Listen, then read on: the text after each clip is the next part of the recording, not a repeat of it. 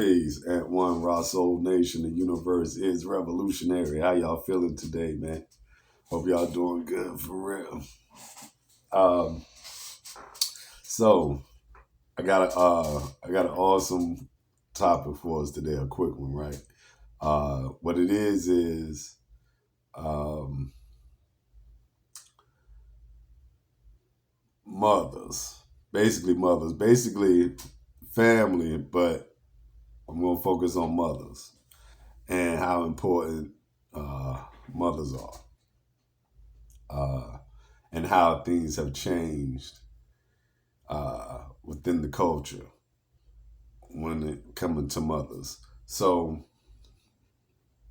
there was a time here in this country when if someone said was talking junk or um, it was about to fight or something like that, then somebody would say like somebody say, you ugly.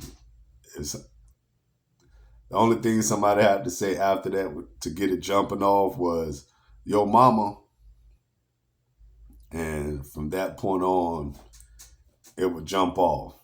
You fighting. We did that when I was young. If somebody said something like, yo mama, I'm instantly running to them and charging them. Instantly. It happened when I was young. So that was a part of the culture coming up. Um, People knew not to say that. That's all. Those two words, yo mama, that's all you had to say, and it was on for anybody that basically was black. Around, at least when I was coming up in the 80s, right? So then somewhere during the late 80s to the early 90s, you had your mama jokes. And there would be like shows on TV where people would crack jokes on each other's mamas, make it funny, right? Make funny jokes. I remember just like the Far Side, there's a hip hop group called the Far Side that came out in the 90s, early 90s. They had a song called Your Mama. Your mom's is so fat. How fat is she? Your mama is so big and fat that she can get busy with 22 burritos when times are rough. I seen her in the back of Taco Bell with handcuffs.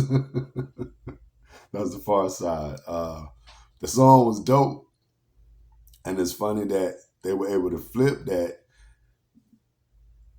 because they knew that there was there was a culture. That was the culture where you couldn't say anything bad about somebody's mama. You couldn't even say your mama because the mother was held in such high respect and so much honor.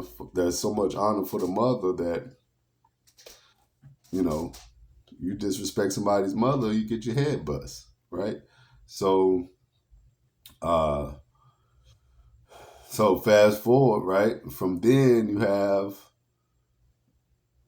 uh, mothers being disrespected, um, mothers disrespecting themselves, you know, wanting to be like they said, video vixens and stuff like that. When it comes to hip hop, mothers getting disrespected, you know, in that light. So you have women being called bees and hoes and whatnot, and these women showing those type of attitudes and characteristics on TV and in videos, rap videos and whatnot. And you start getting that a part of the culture. And these are specifically women that have babies, so they're mothers. Um, then the brothers would say, F them bees or whatever, talk about bees all the time. So, you know, that's a bitch is a female dog. It's a female canine. A dog is a male canine, right? People just call canines dogs. People just say that because you're used to it. You're accustomed to hearing people saying dogs. And people don't say bitches because bitches, is used in society as, derogatory term for a woman. It's a woman's attitude, saying that they're acting like a dog, right? They have no care, they're acting stupid or Like they haven't been trained. Basically, is what is being said. So we know what that is.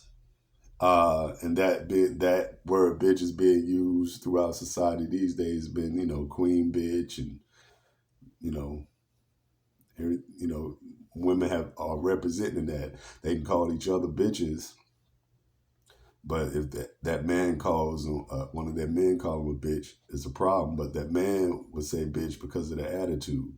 Women call each other bitches because they are saying they identify as female canines.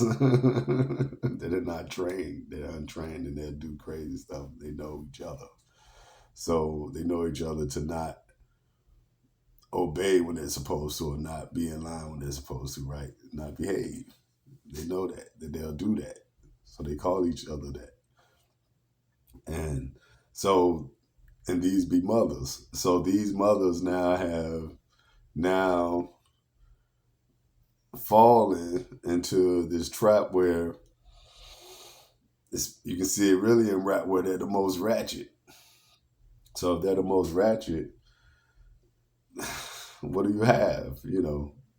The representation of mothers is not being represented like it's supposed to be, and people try to bring it to light more on the motherly tip, like from an ancient spirituality, like Ma'at, and as I said, that in a queen mother form, symbolically to show you where you really are.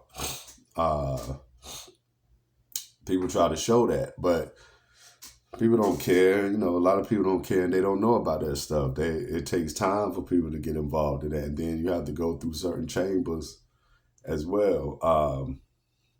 By the grace, I learned coming up young about a lot of religious ideologies and knowledge and things of this nature. So when I got older and I started studying more, it gave me reference points to see and to go deeper on and gain more wisdom and understanding. So, that it makes it a lot easier for me.